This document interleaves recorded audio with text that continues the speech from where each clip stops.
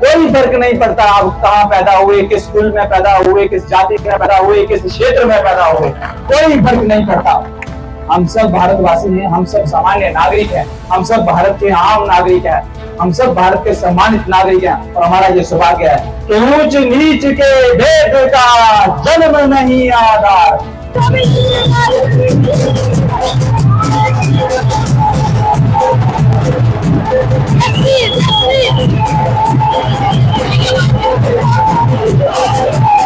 और मैं एक ऐसे दौर का आगाज करने आया हूं, एक ऐसे दौर का आगाज करने आया हूं जो कम से कम जो हमारे लोग हैं, जो हमारी जनता है, जो हमारे साथी हैं, जो हमारे नागरिक हैं, उन्हें कम से कम दुनिया की रफ्तार के बराबर जो है वो विकास की गति मिल सके।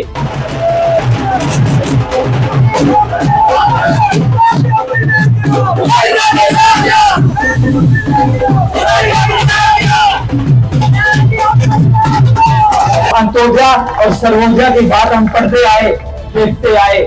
वो अंत्योदय और सर्वोदय की जरूरत आज भी है, वो आज भी प्रासंगिक है और मैं इसका गवाह हूं।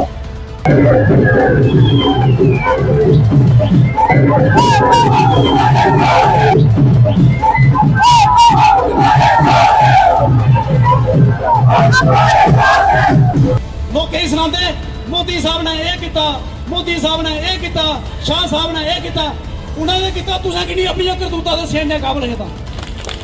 लेकिन अज देव दिख रहा है 186 करोड़ लगे नहीं टंगे ढेई दे पुल ढेई दे जेड़ा पुल भी टट्ठा वो भी त्रीजा बंदा बनाता ओदे पिछे इनकम टैक्स लाउड़ी इन्ना पैसा कुत्थां आया नोड़े कोल अबे थोड़े कोल पैसा नहीं आ 186 करोड़ दित्ता कुत्थै जुड़िया तुसें हैं कुत्थै जुड़िया ए ना नहीं लगा तुसें सारे जने पता कि ये एरिया कोदे अंदर होंदा हा चेयरमैन कौन हा म्युनिसिपल दा एमएलए कौन हा असें ना नहीं लेना असें उधमपुर वेस्ट जो हमारी विधानसभा क्षेत्र है, असेंबली कंस्टिट्यूंसी है, उससे मैं बतौर निर्दलीय उम्मीदवार, आजाद उम्मीदवार के तौर पर नामांकन भरने जा रहा हूं।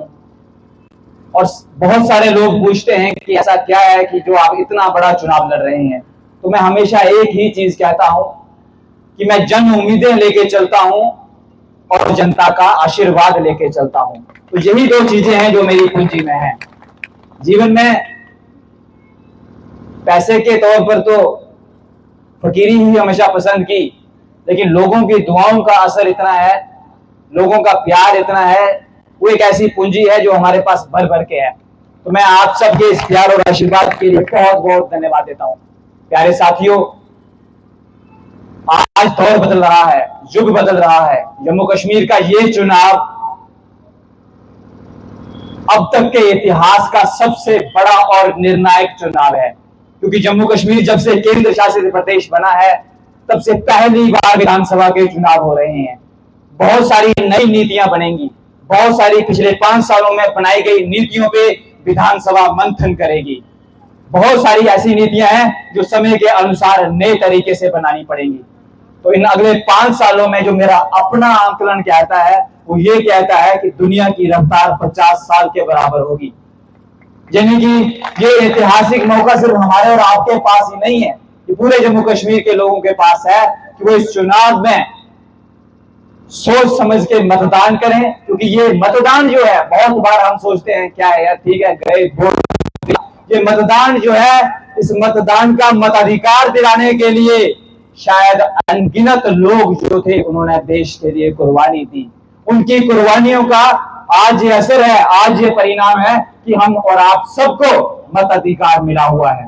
और मैं एक ऐसे दौर का आगाज करने आया हूं, एक ऐसे दौर का आगाज करने आया हूं जो कम से कम जो हमारे लोग हैं, जो हमारी जनता है, जो हमारे साथी हैं, जो हमारे नागरिक हैं, उन्हें कम से कम दुनिया की रफ्तार के बराबर जो है वो विकास की गति मिल सके। जो अंत्योदय और सर्वोदय की बात हम पढ़ते आए, देखते आए, वो अंत्योदय और सर्वोदय की जरूरत आज भी है, वो आज भी प्रासंगिक है और मैं इसका गवाह हूं। क्योंकि आज उधमपुर वेस्ट को रिप्रेजेंट करने के लिए, इसका जनप्रतिनिधि बनने के लिए, जिस क्षेत्र को रिप्रेजेंट करके मैं बतौर डीडीसी आया हूं, मैंने वहां मध्याल देखा है, मैंने वहां अड़ोग देखा है, वहां मैंने कुमनी सेंसर देखा है, वहां मैंने कलाड़ देखा है, वहां मैंने त्रिंबली चक्का चौसर देखा है, वहां मैंने अजरी बरौनी लद्दाख के एरिया देखे हैं, और मैंने ये महसूस किया है, ये तो दूर दराज के इलाके बता रहा हूं, कि आज भी अंत्योदय और सर्वोदय उतना ही प्रासंगिक है, क्योंकि आज भी जो सरकारी योजनाएं हैं जनहित की, वो अंतिम व्यक्ति तक आसानी से नहीं पहुंच पाती। मैंने ये देखा है, और जब भी हम आम लोगों के पास जाते हैं तो मैंने ये स्वीकार किया है, मैंने ये देखा है, मैंने ये महसूस किया है कि लोगों में जनप्रतिनिधियों को लेकर रोष है, क्योंकि हम जनप्रतिनिधि जो है कहीं ना कहीं उनकी समस्याएं जमीनी स्तर पर नहीं समझ पाते। तो मेरे कहने का मतलब ये है कि हमें अंत्योदय अंतिम से शुरुआत करनी पड़ेगी, सर्वोदय सबके लिए शुरुआत करनी पड़ेगी। ये इंश्योर करना पड़ेगा, ये सुनिश्चित करना पड़ेगा कि जो सरकार की योजनाएं जो सरकार बनाती है, चाहे वो कोई भी सरकार हो, तो वो समाज के अंतिम व्यक्ति तक पहुंचे। ये भाग्यशाली हैं आज हम जहां बैठे हैं, ये जो है इसको जो माता गंगा की बड़ी बहन मां देविका का आशीर्वाद प्राप्त है। संभव है कभी उधमपुर मां देविका के किनारे बसा, संभव है कि उधमपुर को मां देविका का आशीर्वाद मिला, लेकिन हम मां देविका की सेवा नहीं कर पाए। बहुत कोशिशें हुई, बहुत बातें हुई, लेकिन हम मां देविका की सेवा नहीं कर पाए। बहुत सारी योजनाएं ऐसी चली जिनका लक्ष्य शहर से लेकर ग्रामीण क्षेत्र थे, जिनका लक्ष्य ग्रामीण क्षेत्रों और शहरों को आपस में जोड़ना था, लोगों को बेटर फैसिलिटी देना था। मैं इस चीज का गवाह हूं, जब लोग मुझसे पूछते हैं कि जनाब काम की क्वालिटी में बहुत कमी आई है, काम की गुणवत्ता में बहुत कमी आई है, तो मैं सिर झुका के मानता हूं और मैं ये स्वीकार करता हूं कि हमारी तमाम कोशिशों के बावजूद काम की क्वालिटी में कमी है। लेकिन सवाल ये है कि किसके हाथ में पावर है, जिम्मेदार कौन है, जवाबदेही किसकी है? क्या जो हम नीचे बैठे हुए साथी हैं जो क्या सिर्फ हमारी जिम्मेदारी थी? क्या एंटी क्राइम ब्यूरो है वो क्या हमारे पास था? क्या बड़ी बड़ी एजेंसियां क्या हमारे पास थी? क्या भाई हमने, आज मैं अपने लोगों को बताना चाहता हूं और तमाम उधमपुर वेस्ट के लोगों को ये बताना चाहता हूं कि जहां भी सवाल क्वालिटी को लेके उठता है, तमाम उधमपुर वेस्ट के लोगों को मैं बताना चाहता हूं कि आज भी आप सरकारी दफ्तरों में जाइएगा, उन मीटिंग्स की मिनट्स आप मीटिंग निकालिएगा जिनका हम हिस्सा रहे। हमने उन तमाम मुद्दों पे सरकार को लिखा था कि क्वालिटी में प्रॉब्लम है, हमने बार बार लिखा था कि जहां समस्या है अगर आप कार्रवाई करते हैं तो काम ठीक हो जाएगा।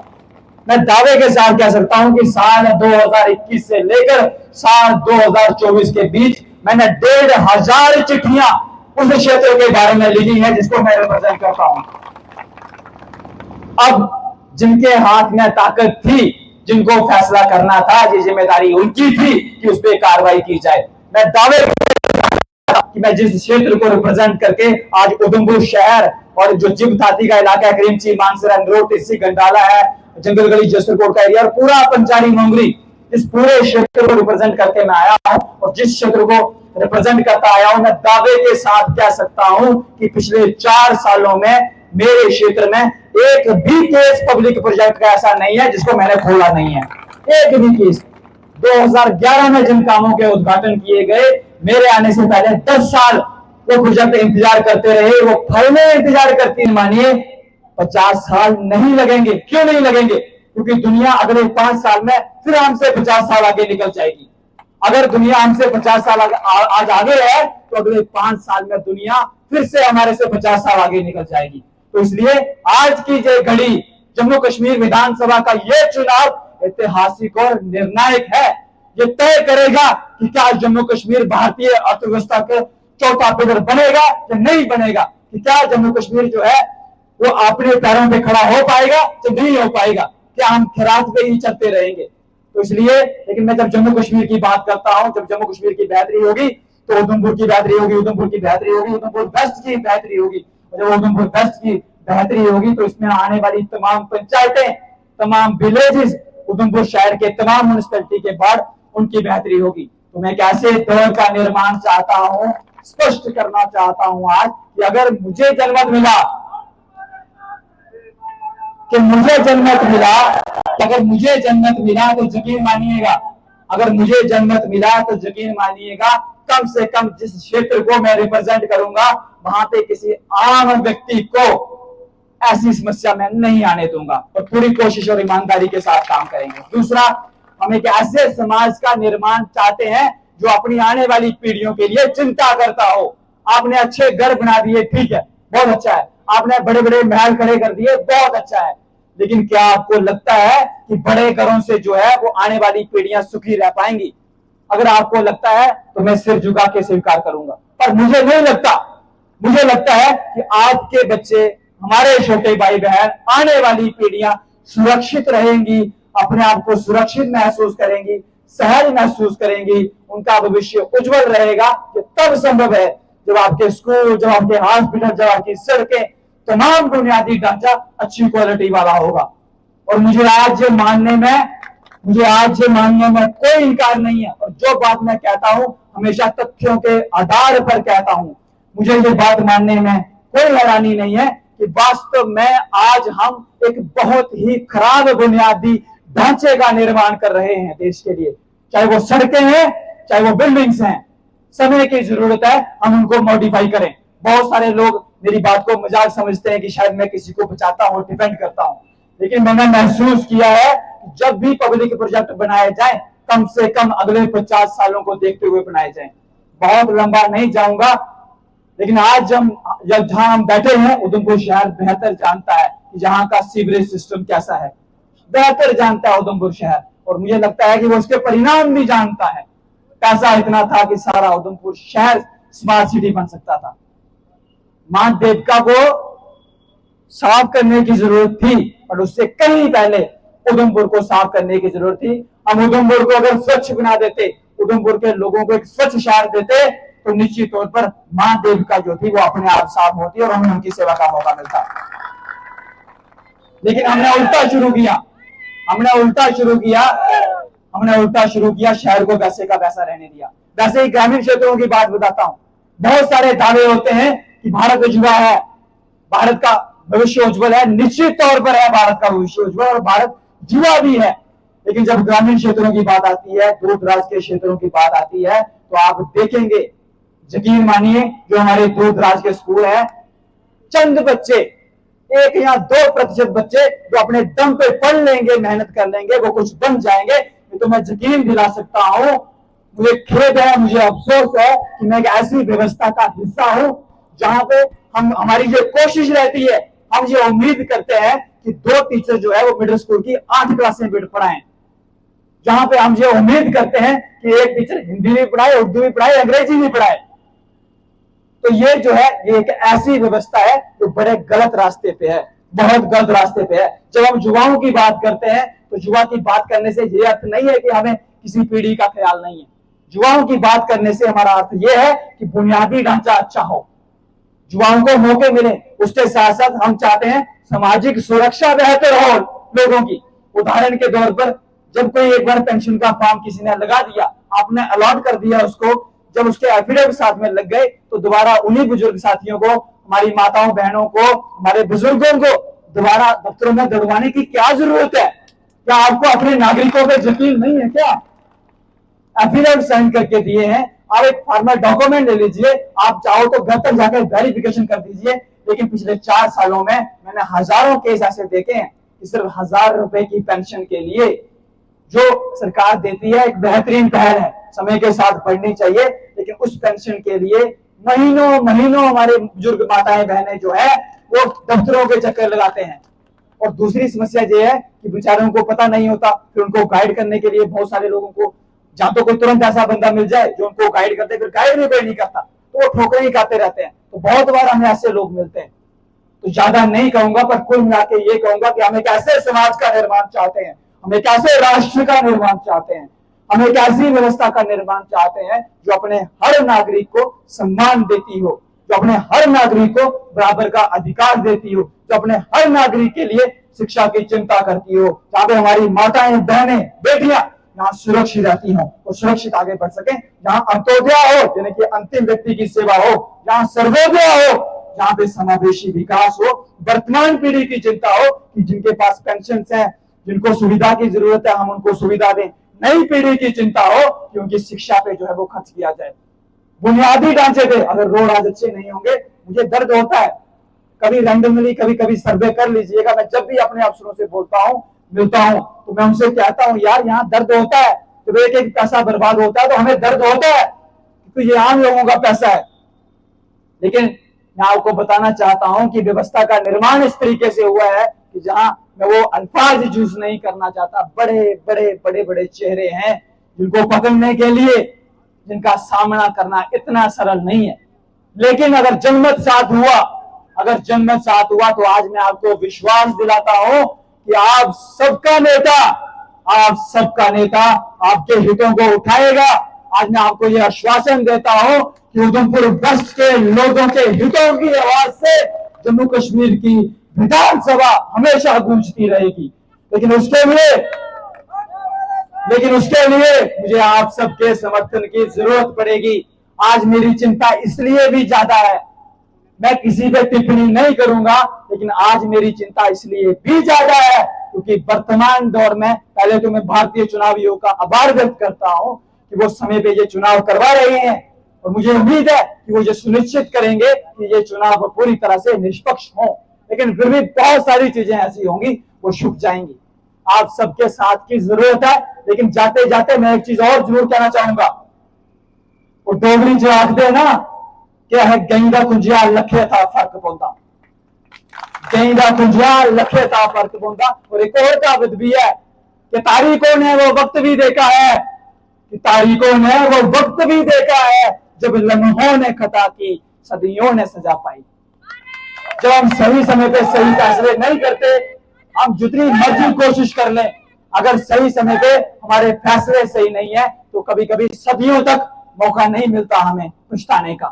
तो आज अंत में जाते जाते मैं ये कहना चाहूंगा कि मैं समावेशी विकास का समर्थक हूं।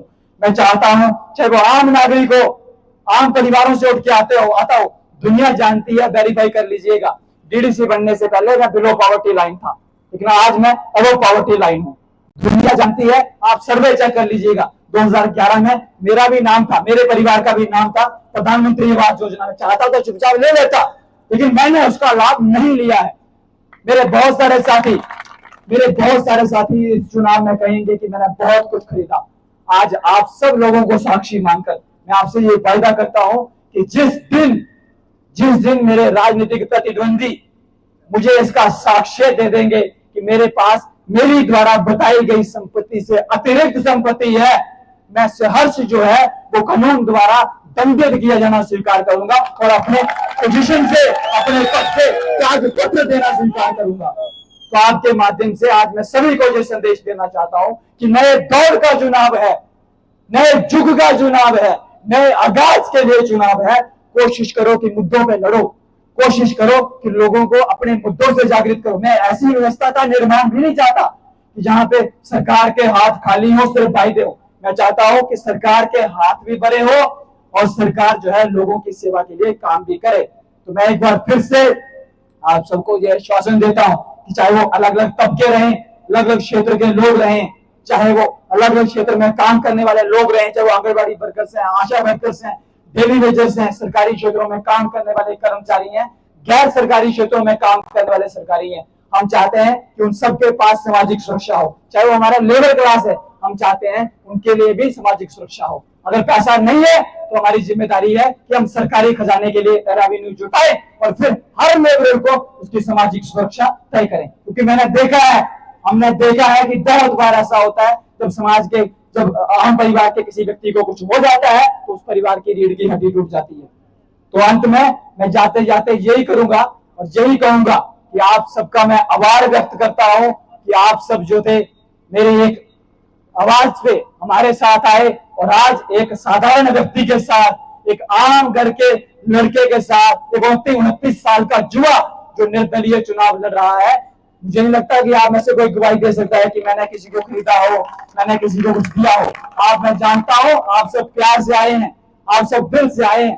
तो आज ये ऐतिहासिक दिन है उधमपुर के लिए, बहुत बड़ा ऐतिहासिक दिन है। तो मैं यही कहूंगा आप सब उधमपुर वेस्ट के निवासियों का दिल से आभार, हार्दिक आभार। जब ये रैली खत्म होगी तो हम जहां से गोल मार्केट होते हुए, रामनगर चौक होते हुए जो है वो वहां तक डीसी ऑफिस तक जाएंगे, वहां नामांकन दायर करेंगे।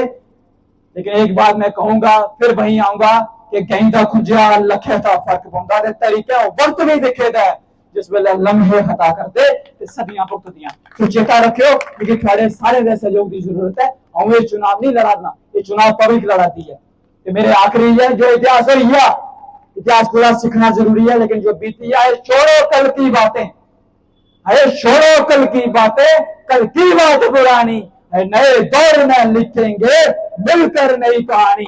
तो मैं अंत में आप सबको एक नए दौर के आगाज का आश्वासन देता हूं।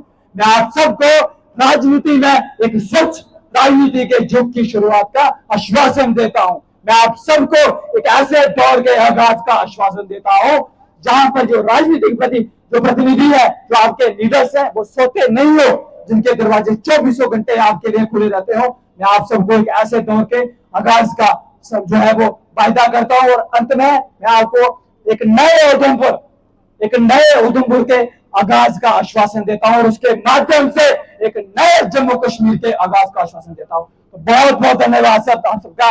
जय हिंद, जय भारत। पंचायती दी जड़ी थोड़ियां पंचायतां वो जनानी सुट्टी दियां ही नहीं है। शासन थोड़े कोल गया पहले केड़े तीर मारने तुसें, लाके ही बंडूड़िया, एक फुल जैसे लाके ही बंडूड़िया तुसें, डेवलपमेंट के करानी, मूर्ख बनाना लोग ही। हूं जनता जागी दी है, वो मूर्ख बनाने का टाइम हो गया पुराना। ग्रांगे स्कॉर्पियो लई है, फॉर्चूनर लई है, इयां हत्थ फेर उड़िया ते लोकें वोट दा उड़िया। अज कोई वोट इयां नहीं दिंदा, अज वोट देने वास्ते लोग काबलियत दिखदे न। थोड़े अंदर थोड़े कश पैसा बड़ा होग, थोड़े कश दौलतां शोहरतां बड़ियां होगन, लेकिन लोकें दा तुसें कख नहीं कीता। ये लोकें दा अज दा रोष बोलदा, ये अज दी जेहड़ी स्थिति शहर दे अंदर बनी दी ओह बोलदी तुसें केह् कीता। लोग कई सुनांदे मोदी साहब ने यह किया, मोदी साहब ने यह किया, शाह साहब ने यह किया। उन्होंने किया, तुसें कि अपनी करतूतां दस्सियां इन्ने काबल है। उन्दियां करतूतां दस्सी क्या बनना है। 17 साल के 75 साल के होइए भी कुर्सी लोड़ दी, पिछे ने झमकी की लोड़ दी, जेल्लै मर गए उसने भी कन्ना ले पिछे कुर्सी लोड़ दी है।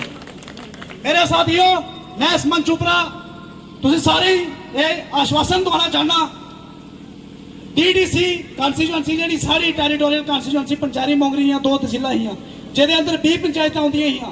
अज मैं दसना तुसीं उन्हें दोनों पंचायतें अंदर क्या बदलाव होया, इन्हें पुछना सी तुसां क्या कम किया। अस हिसाब लगे, हिसाब देना मुश्किल हो जाएगा तुसीं, लेकिन लोग हिसाब पुछदे नहीं हैं। उन्हें पुछना 8 अक्तूबर के बाद हिसाब पुछना, उन्हें वो जसवीर उन्हें नहीं पुछना। उनके कन्नै जी अज पब्लिक है उन्हें उहदे बाद भी रोना, तुसें हिसाब देना पौना।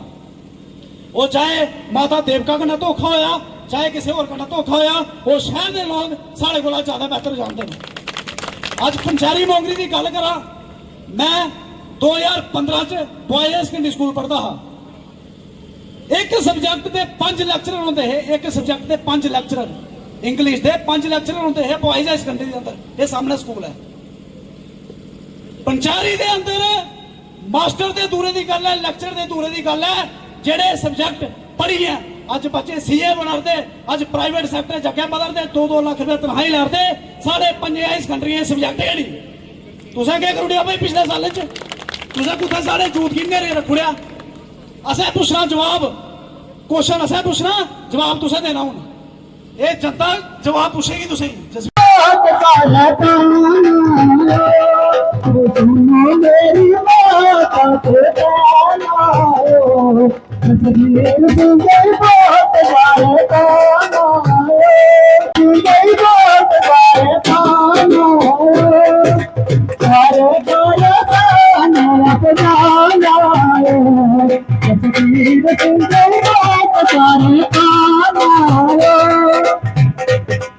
जसवीर सिंह साड़ी जानो, सबदारी बात सारे कानो।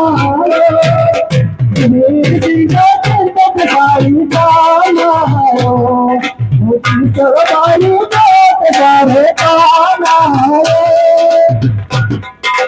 नाटक लेते नाम को खाना, सोची बदली बात सारे कानो। नाटक लेते नाम को खाना, सोची बदली बात सारे कानो। जसवीर सिंह को शान आए कोई सरकारी बात सारे पाना तस्वीर पूरा जो करी शान आए कोई तुम्हारी बात सारे पाना तुमको मेरी बात से पाना सोची तो समझी बात सारे पाना वो आके तो ताके खाके वो 20 साल पीछे चली जाके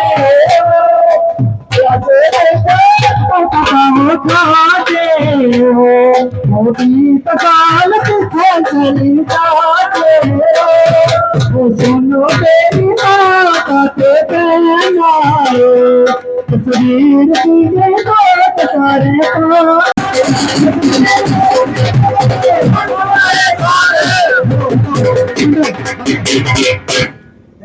जिन्हें लोग अलग अलग जगह बसें उठाए ना असें नॉमिनेशन करने के बाद बसां सारियां बस स्टैंड लगी दियां अपने